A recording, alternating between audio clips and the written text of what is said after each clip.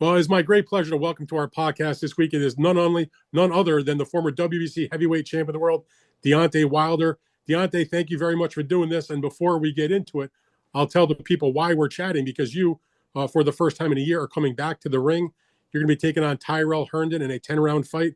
Will take place June 27th in Wichita, Kansas, live on ppv.com, integrated sports pay-per-view, satellite and cable operators all over the place. So people can check that out to see the return of the Bronze Bomber. Deontay, how have you been? It's been a while since we've talked.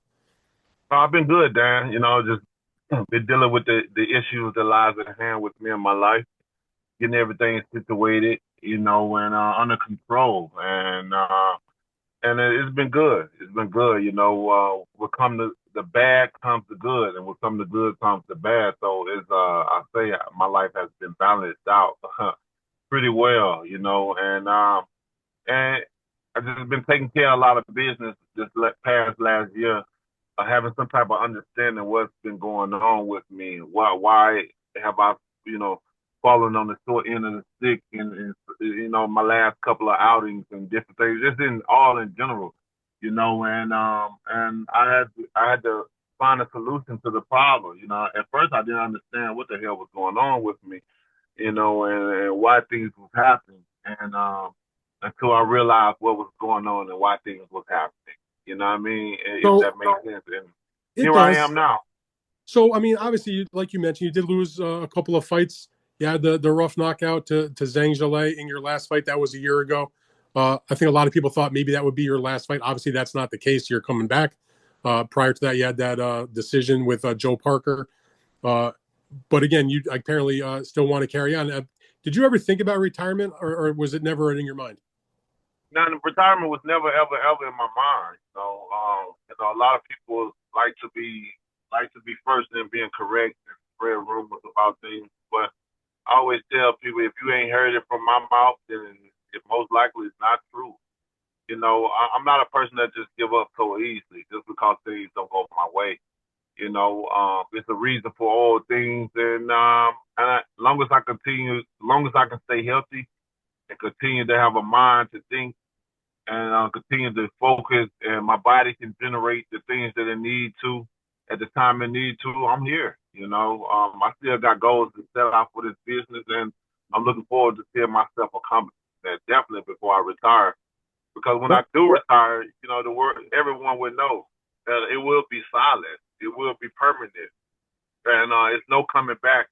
I don't want to be the one that retired and come out of retirement, then go back and then come back out of retirement, because boxing can do that to you. Because once you're a warrior, the warrior spirit never leaves.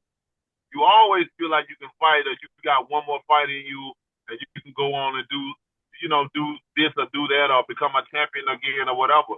And, that's the mentality a fighter should have in there. You know what I mean? That I can still do it, but there's also things that's logic, things that make sense. You know what I mean? And what's real and what's not. And for me being able to return and do what I need to do at the high level, I can still do that. You know what I mean? That's hands down. Well, I was just going to say, my understanding is that after what happened in the last fight, that you had like a right shoulder surgery. Is that correct? Yeah, that's correct. I mean, when you talk about a right shoulder surgery, we know, anybody that knows about Deontay Wilder knows the right hand is the moneymaker. That's where you've scored all your big, massive knockouts. That's what you're best known for. So can you tell me a little bit about what was that about and how things are? Yeah, even before that fight, I had a shoulder injury going on. You know what I mean? I've been dealing with a shoulder injury for the last 4 years. Certain things you got to keep it to yourself, and you just got to go on with it. And ain't no need to complain about it. Certain things you just got to live your life with it. Many people wait a minute, baby. Many people you may tell things about, or you may tell the world about it, and they'll look at it as an excuse or whatever. But, certain things, just not meant to be said. I tell people all the time, I stay truthful to the things that I say. People use my truth for their excuse. It ain't my excuse, it's my truth that I'm telling you. And you can use it any type of way you want. So is the shoulder's good now, though? There's no issues or anything? The shoulder's great. The shoulders, you don't have your clicker? The shoulder is great. You know, I mean, this is the first time in a long time that I felt this way. You know, but it ought to be presented itself. You know what I mean? I can say a lot of things, like I've said in the past, you know what I mean, to try to convince myself to keep going and convince myself that it's going to be okay, over I have time and training to get myself at a mental state that I need to be. But at this point in time, it's none of that convincing. It's no convincing. It's definitely, speaking from my heart and where things are, I'm definitely injury free at this moment in time. And I think, Dan, it's going to present itself. It ain't something that I got to say. Next week is going to present itself. We're going to see if it's real or if it's not, you know what I mean? And that's the great thing about it. So I know you didn't come back to fight just to come back to fight Tyrell Herndon. And I'm not trying to insult Tyrell Herndon, but he's obviously not a world-class level guy. And it's understandable coming off the shoulder surgery, coming off a year layoff, coming off a couple of losses, that it would make sense for somebody of your accomplishments who has still goals to come back and sort of see where you are. So again, I don't want to insult your opponent. So I'm going to assume that you're going to win the fight. I know you think you're going to win the fight. You mentioned earlier you have still goals to take care of in the boxing world. Can you tell me what those goals are? I'm in the unified division. What I can, all the things that I had coming in, I still want to accomplish that. I don't abort the mission just because of certain things didn't go my way. I've gotten the sword into the stick. If anything, it enhances me, allows me to go back and reevaluate certain things, and whatever the weakness is in, I make stronger and get it right. But at the end of the day, you got to have mental stability. And if you don't have it, then all things crashes, and I've seen over the years that this country, that mental health has been one of the a major priority, probably one on the top list. When it used to be a time where, you talk about it, people look at you crazy. But, it's a real factor. It's a real thing. PTSD is a real thing, and I just had to overcome a lot of different things, and here I am. So you've been able to deal with the losses and like put them in their compartment and get over them, so to speak? Because I understand why it occurred. Okay. I understand why it occurred, and no matter what coach I had at that time, or no matter who I fought, I truly felt that I still would have failed because of what I had going on physically, emotionally, and within myself, outside of the ring. Little of it done in the inside, but majority of it is displayed on the outside of the ring with my battle. So tell me what you know, or if you are even concerned about Herndon. I mean, he's fought some names, but I mean, I look at the record, I see he's been stopped a few times.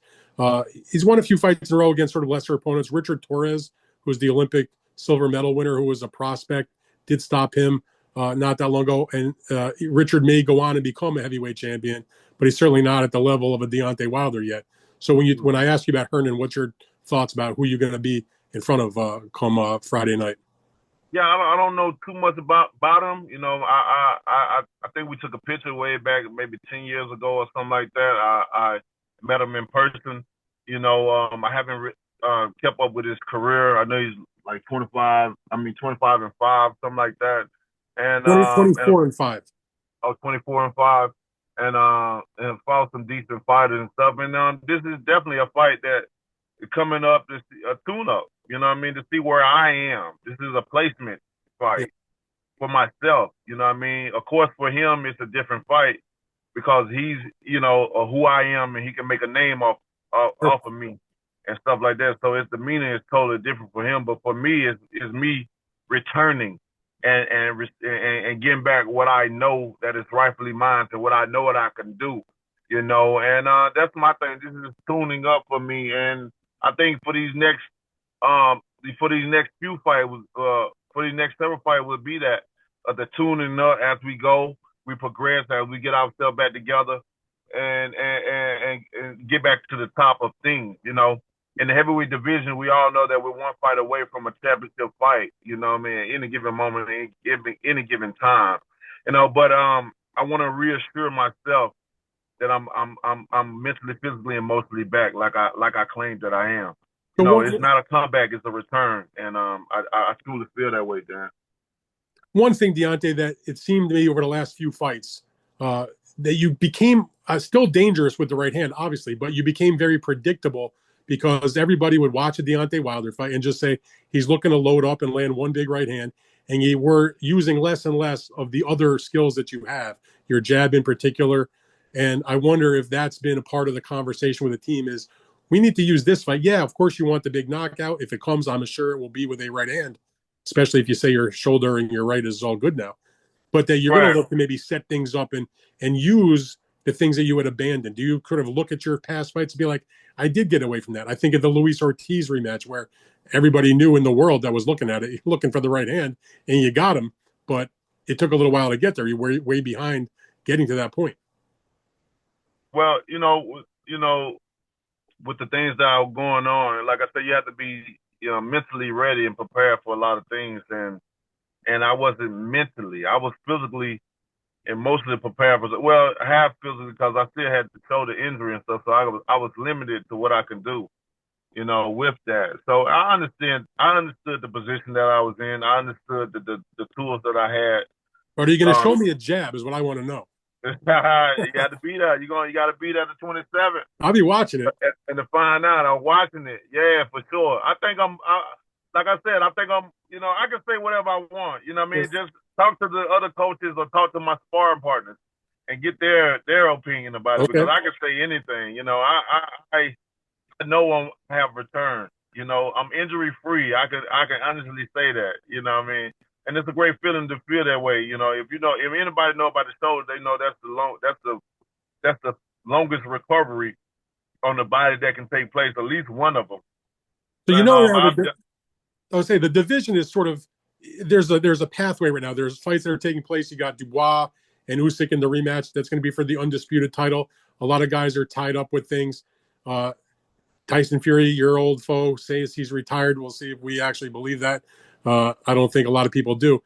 The big fight still for you, even if it's not what it was 5 years ago, would have been you and Joshua. Of course, Anthony Joshua.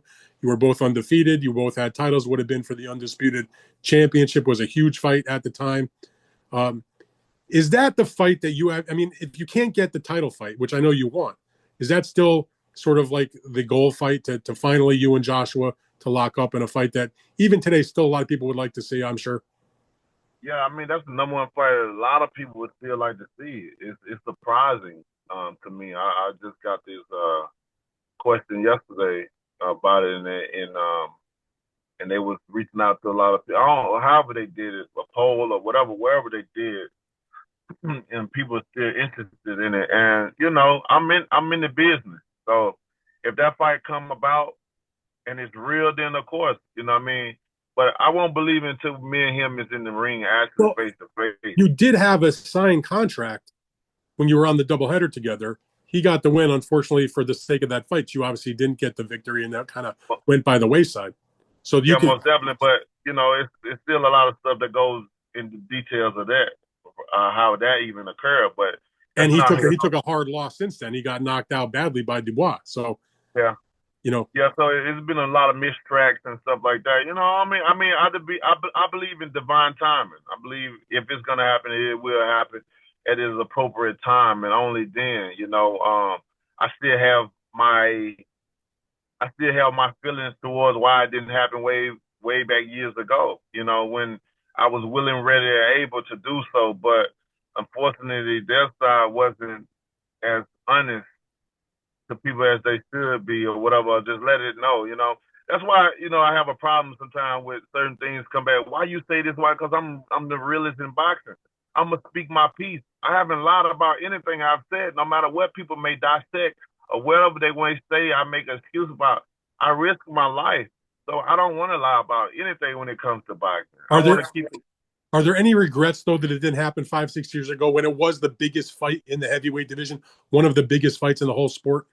It's not a regret on my end because I know my team. We tried everything possible to make that fight happen, and we can live with that. And that's the God honest truth. You know what I mean? If God came down right now, he would let everybody know what the real is.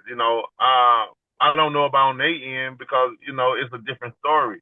But for me, like I said, Dan, I ain't never lied about anything in boxing or whether people believe what I said or not.